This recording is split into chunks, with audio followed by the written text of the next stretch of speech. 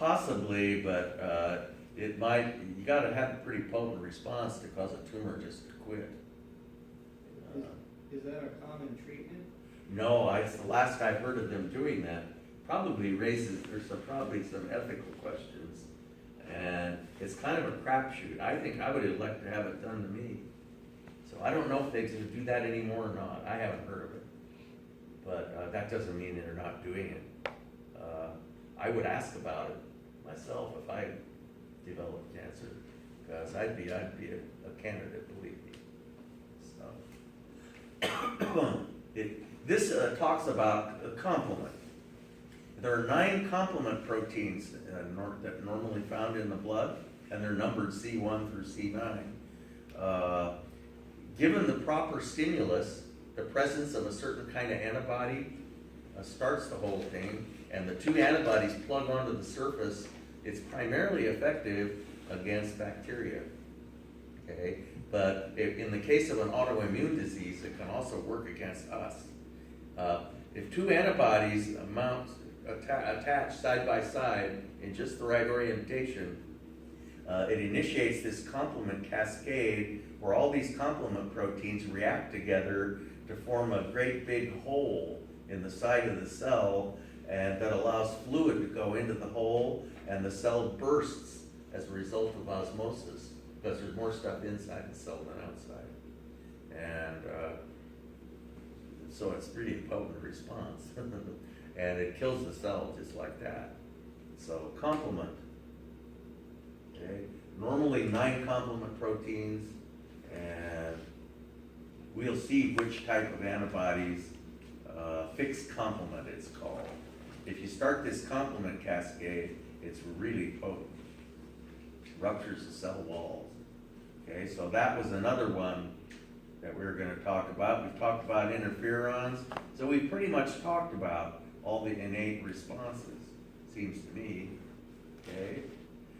Finally, our last line of defense, but probably our most best, is the adaptive response, or this specific immune response that's mounted against a specific antigen only. An antigen is a marker on the surface of a cell. Our cells have antigens, which identify them as self. Okay? All cells have antigens, but my cells would be antigenic to your immune system, but they're not antigenic to my immune system. Sort of get the idea? Because my immune system, when I was a child, went through this process of clonal deletion where it learned to recognize self and non-self. And so, and just like during your childhoods, you went through the same thing, okay? And so, generally, these antigens have to be very large, polar molecules. That's really it, just to be very large and be polar. And the most common type of antigen is a protein, okay? But occasionally you'll find a carbohydrate. The A and the B antigen on the surface of blood cells are actually carbohydrates. So they're large and polar. So you see on the surface of cells, you have all these things, little cell markers sticking out that can serve to identify the cell. You can also have free-floating proteins or large molecules that can be antigenic and be recognized as foreign by our immune system. Snake venom or various types of venom contain large protein molecules that are antigenic, and our immune system mounts an effective immune response against them. The only problem is it takes 2 weeks, and it takes about 2 hours for the snake venom to do its damage, or less, depending on the snake. And so when I have to tell the story, when I grew up in Thailand, and everybody makes a trip out to the snake farm, and they have lots of cobras in Thailand. And so they had this great big pit with maybe 10,000 cobras in it. Okay? And they had a pasture next door with lots of horses. And so every day, this guy would go down, they'd lower a big plank down into the middle of this seething mass of cobras. They'd all be standing up and spreading their hoods. And we had cobras in our backyard, but anyway, the guy go down there in a short sleeve shirt. And I guess they lost about one of these guys a year, but he'd slap them aside and put on a big show. And he'd grab one and milk it into this plate and dump it into a little vial. And he'd do that to a whole bunch of them and collect venom and take it up. And they had a lab right there. And they'd prepare it into a serum they would inject into the horses in the pasture. And the horses developed antibodies to the venom, to the cobra venom. And and of course, you know that this guy that went down in there was so pumped full of this anti-venom. But of course, if one of them bites you, probably 500 of them will bite you. Whether or not you can survive is questionable. But anyway, the anti-venom is just antibodies. And the antibodies glom onto the surface of the venom molecules, thus neutralizing it works right away. If you can have the anti-venom, people who are going into rattlesnake country carry it with them, but you've got to have it pretty quick because it contains, rattlesnake venom contains an enzyme called lysolecithinase that destroys cell membranes. And so if you destroy cell membranes, it's called tissue damage, total tissue damage. But you're destroying tissue, you don't have cells anymore. So that's how rattlesnake venom works. Other kinds of venoms are neurotoxins and things like that. So anyway, this brown recluse spider is another one that destroys tissue. So anyway, particular large this is kind of antigen molecule may possess several antigenic sites. These sites are called antigenic determinants. This is of minor importance, but it kind of shows you how these antibodies work. Okay, and an antibody is shaped schematically. They don't really look like this. They're protein molecules, and they're shaped kind of like a Y. And the two prongs of the Y have exactly the same shape, and they're designed to plug into exactly the same antigen. And it's all a shape thing. It's another receptor thing, okay? It's just a lock and key sort of thing where the prong of the antibody is like the receptor and the antigen plugs into the receptor, okay? And this part down here, a lot of people call it the stem.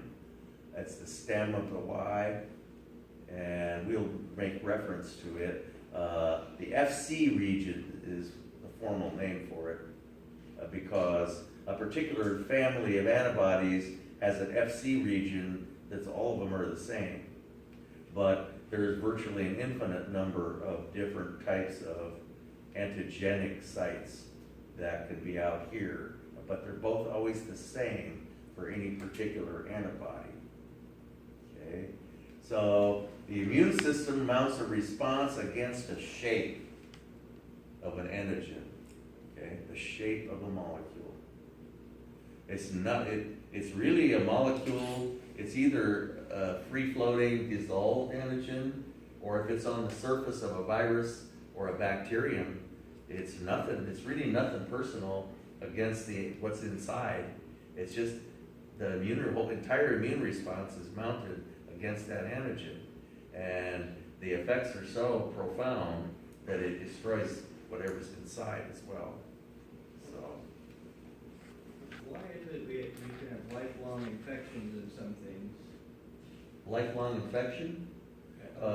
It must be because you're immunocompromised in some way. Or I mean, like a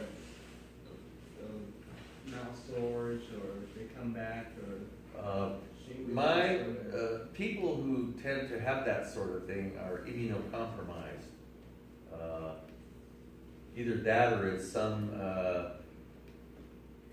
pathogen that's constantly mutating, or something but really bizarre like that. And there's some people who, for one reason or another, are immunocompromised. Have ineffective immune systems. They're either taking drugs or have taken drugs that are immunosuppressive or something like that. There's a bunch of different reasons. Or there's they were born without some component of their immune system, something like that. Okay, so recognition of properties of the immune system, recognition of non-self, and distinguishing it from self. Memory of non-self, that is what constitutes immunity. Specificity of reaction. If we're immune to something, we're only immune to that one thing. Okay? But we're very concerned about being able to tell the difference between self and non-self. Okay? And so that's what we'll talk about first. And I've already alluded to it. During childhood, immature T cells migrate to the thymus. T cells stands for thymus. Okay? And they're called thymocytes. Only no one calls them that. They call them T cells. And we crank out T cells indiscriminately, just with receptors that possess an infinite number of shapes. The only stipulation is that on a particular T cells, all the receptors are the same. Okay? So that a given T cell can only interact with one antigen. Maybe that one antigen doesn't even exist. Maybe that one antigen is one of ours. Who knows? We just crank them out without thought for that. Okay? Using a process called gene shuffling. Then, but these are not mature. They're not immunocompetent yet. They are sent to the thymus, where they undergo a test. And the test is called clonal deletion. And that's where we see, and in the thymus, we have an inventory of all of our own antigens. So these immature thymocytes are paraded past all of our own antigens, which are presented inside the thalamus during this process called clonal deletion, which is occurring during the entirety of our childhood and young adulthood. Okay? And any immature T cells which would attack self are killed. Okay? And if they don't attack self, they're given a hormone called thymosin that confers immunocompetence upon them, and they're then released, and we possess them for the rest of our lives, and they may or may not, all we know is they don't fit our own antigens. They may or may not ever bump into some antigen that they fit. Okay? But if they do, they'll proliferate into a huge clone of identical, T cells, all of which only possess that one kind of receptor, and what will ensue will be a very potent immune response. But it takes a long time for the T cell to bump into the antigen, and it takes, what did I do there? Oh my goodness. Here we are. It takes a long time for the cells to bump into the antigens, and then it takes a couple of weeks to proliferate this huge clone of identical cells, and for all this other stuff to happen. And so during and it's sort of a race, because of course the foreign invader is going to be proliferating as well. So it's kind of a race to see who can multiply faster, the cells of our immune system or the foreign invader. So it could be a tumor, it could be bacterial, it could be viral, but at any rate, it's going to be proliferating, and we're going to be proliferating. And if we win the race, then we win. And if we don't, then we die. So, okay. Clonal deletion. Only the thymocytes which remain after clonal deletion, the only ones which remain are those which would attack foreign antigens. Okay? The cells of our body display antigens on their surface with the aid. So here's a new concept. Do these antigens just poke up on the surface? No. We have antigen-presenting proteins, which pop them up on our surface. So the strategy of a virus is to invade our cells and get inside our cells. Viruses hardly ever exist outside our cells. It's hard to catch one out in the interstitial fluid somewhere because they all get inside our cells really quick, okay? And once inside, they think they're, even though viruses can't think, they think that they're hidden from the cells of our immune system. However, antigen-presenting proteins will grab onto their antigens and pop them right back out on the surface of the cell and display them to our immune system and say, hey guys, see what we have here? And so the virus tries to hide inside our cell, and it'll cause the production of viral proteins, and those viral proteins are grabbed by antigen-presenting proteins and popped out on the surface, and our immune system then attacks those. Okay, and so these antigen-presenting proteins are called MHC proteins, which stands for major histocompatibility complex. And you can see why people just say MHC.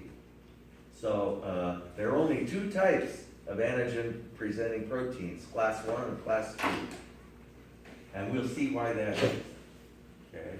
So the antigen-presenting proteins, coded by genes on chromosome 6,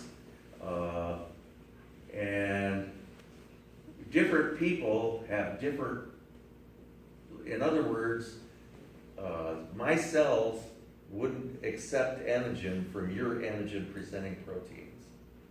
My immune system will only accept antigen from my antigen-presenting proteins, because different people have different types, different shapes of antigen-presenting proteins, even though each individual only has two different kinds, okay, type 1 and type 2, but different people have different shapes within those subsets, okay? So here we see a virus gets inside a cell. This is some cell in our body, okay? And the virus causes viral proteins to be made. All the cells of our body use class 1 antigen-presenting proteins. So all of our cells have these antigen-presenting proteins inside. And this cell of ours grabs one of those viral antigens and pops it out on the surface. And here is one of our killer T cells, gloms onto it, and if a killer T cell has a receptor that fits the antigen, the killer T cell will kill the cell that is presenting the antigen. The only thing you can do, the only strategy that's effective on a virally infected cell, even though it's our cell, is to kill it. There's no way you can get in there and kill the viruses. So we just kill our virally infected cells. And it's killer T cells that do that. And killer T cells could only attach to class 1 antigen-presenting proteins. See, class 1. So the reason why we have two classes of antigen-presenting proteins is because we don't want to kill all the cells that present antigens necessarily. But in this case, we do. Okay? But we'll see what the other situation is, where we would use a class 2. But virtually all the cells of our body have available to them class 1s. And only killer T cells will attach to them. Here's another example. Virus gets in to our cell, and our cell grabs on, has class 1 antigen-presenting protein, grabs the antigen and pops it out on the surface. Okay. Endogenous means in antigens which are hidden inside are displayed on class 1 antigen-presenting proteins of all cells. Okay. Class 2 antigen-presenting proteins are used by cells to present antigens, but they're used by cells that we don't want to kill. Killer T cells cannot hook on to class 2 antigen presenting proteins. Only helper T cells can hook on to class 2 antigen presenting proteins. Helper T cells don't kill the cell that's presenting the antigen, they help the cell. Okay, it's a good way of thinking of it.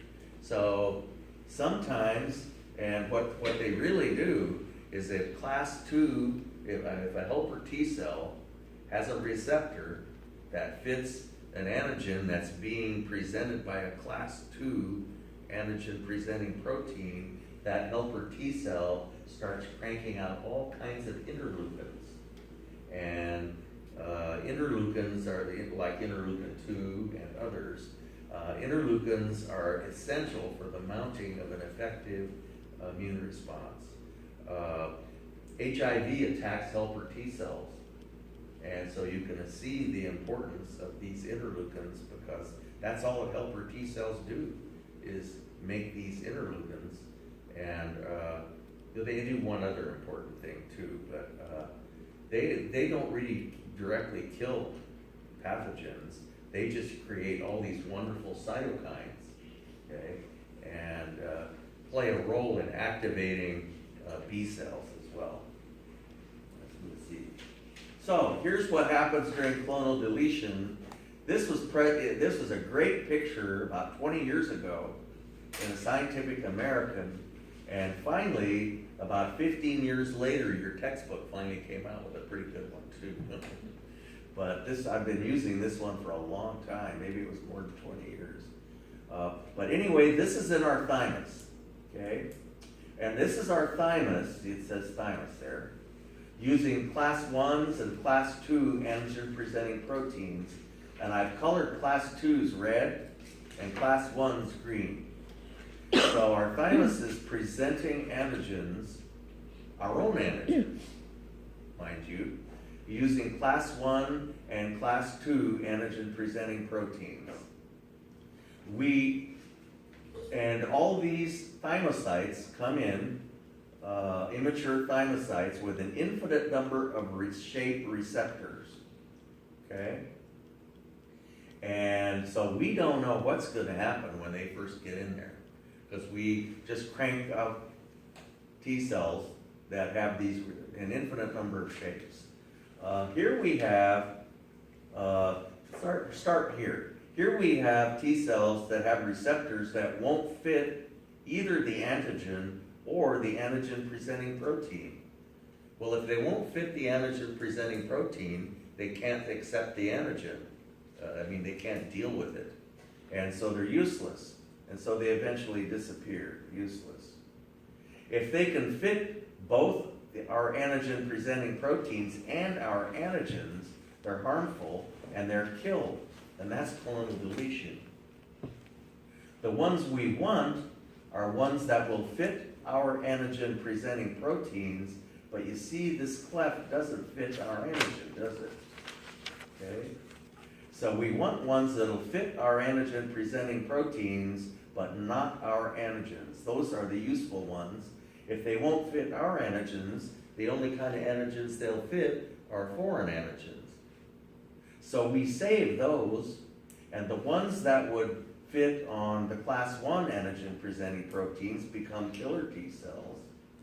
The ones that would fit on the class 2 antigen-presenting proteins become helper T cells. So that's the reason we have the two types of antigen-presenting proteins, because this one will present to killer T cells, and this one will present to helper T cells. Okay? And if a cell is successful in presenting an antigen to a killer T cell, it will itself be killed. But that's what we want to do with virally infected cells or cancer cells. Okay? So here's the picture your book came out with. So they call step 1 is positive selection. We want immature T cells that will fit our own antigen presenting proteins. Okay? But we don't want T cells that will fit both our antigen presenting proteins and our antigen, like this one does. So this one is killed. Okay? If it fits both our antigen presenting proteins and our antigens, it would attack us. This one fits our antigen presenting protein, but not our antigen. And so that's the one we want. See? Yeah. So clonal deletion, according to your book, and it's a nice presentation, 20 years later, whatever. But that's better late than never. I doubt many texts have that nice picture. Okay, there it is again. So memory of non-self. This is what constitutes what we call immunity. Once we've gone through this whole immune response thing, we produce what are called memory cells. It takes us 2 weeks to crank up this immune response, okay? And it's a very convoluted, iffy kind of thing that finally gets wound up and finally is successful. And so we produce a bunch of memory cells so that we don't have to go, there's a whole bunch of steps we can skip so that we wind up being able to mount a much more effective immune response in about 1 day, whereas it took us 2 weeks before, because we can skip a whole bunch of steps. Okay? And I'll show you as we go along what steps you can skip. But by having memory cells, we skip a whole bunch of steps we have to go through. And plus, we mount a much more potent immune response. So here's the first response, where you get sick and it takes 2 weeks and you produce a whole bunch of antibodies after about 2 weeks and a bunch of memory cells. Secondary response could be years later. You have memory cells to that antigen, and so you produce a whole bunch more antibodies than you did the first time by a factor of about 10, at least 10, maybe 100, I forget. We'll see next week. But you have mount a much more effective immune response in about 1 day, so you never even knew you were sick. So we say we were immune to it. And that's why they give immunizations. Immunizations contain non-lethal, they give you a non-lethal exposure to the antigen so that your immune response can go through the whole thing, only it's not a pathogenic, it's not virulent, it's a non-virulent form of the pathogen. And if you ever looked on the bottle of a vaccine, it'll say something like attenuated such and such. They've done something to it to make it harmless, but you gotta be careful because you can't change the shape of the antigens. If you change the shape of the antigens, you ruin the whole thing. So you can't just boil it in acid or something, because you'll change the shape of the antigen. So you gotta be tricky in how you attenuate this thing. In the case of venom, it's easy. You just give a little bit to a horse, and then you can give it more, and then you can give it more and more, you know. And pretty soon, you can give it a whole bunch, and it'll crank out a whole bunch of antibodies. But in the case of living virulent viruses, don't get me wrong, are not living, but they are nonetheless extremely virulent. And so you gotta find some way to make them non-virulent, but yet preserve the antigens on the outside. What you basically have with a virus is a protein capsule that has a certain shape, which constitutes the antigen, and inside it is a little bunch of DNA, maybe 40 or 50 or 60 genes, some insidious code, you know, that, so you don't want to damage, you want to damage the DNA inside without changing the shape of the antigens on the outside. So, okay, so specificity of reaction, shape is everything. You've heard me say, and you'll hear me say again, with proteins, shape is everything. Proteins can possess an infinite number of really exotic shapes. And so can antibodies. Antibodies, you can design antibodies that will only fit one antigen, pretty much, and it's pretty dependable. And they're using antibodies in various tricky ways against cancer these days. I described one way.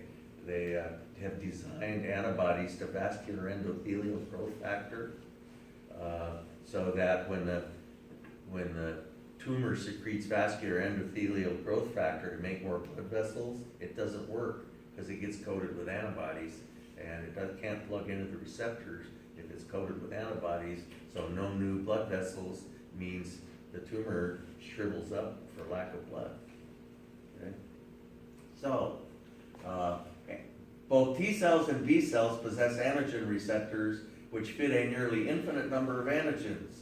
However, it's important to note that while each T cell and B cell has about 100,000 receptors, on any given cell, they're all the same. So that means that a given T cell can only react to one antigen. It may have 100,000 receptors, but they're all the same. Okay?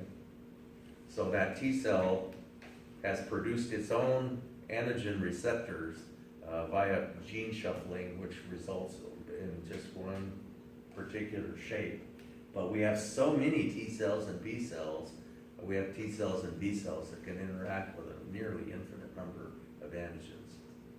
But any one can only react with one type.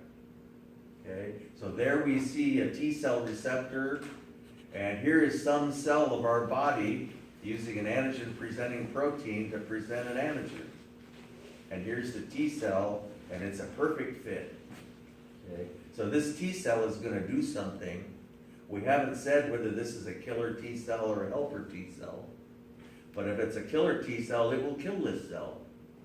If it's a helper T cell, it will spew forth copious quantities of interleukins, which will pump up all the immune cells around it. And you can't make antibodies without these chemicals being released. And helper T cells do something to B cells that enable them to produce antibodies, as you'll see. So lymph node activities, we've kind of been there already. Okay. The ultimate nightmare is having an autoimmune disease, and here's a whole list of them. Okay. Type 1 diabetes being one, multiple sclerosis, Graves' disease, Crohn's disease. So, and I've always been intrigued with autoimmune diseases. Every one of them has a different cause. If it was just that you tended to interact with your own, if there was some problem with clonal deletion and you messed up and you mounted immune response against yourself, you'd have all these diseases, you know. But yet people only tend to get one. Okay, I've never heard of someone that had more than one autoimmune disease. God help them. They're terrible. But so for years people have puzzled over autoimmune diseases, and I'm pretty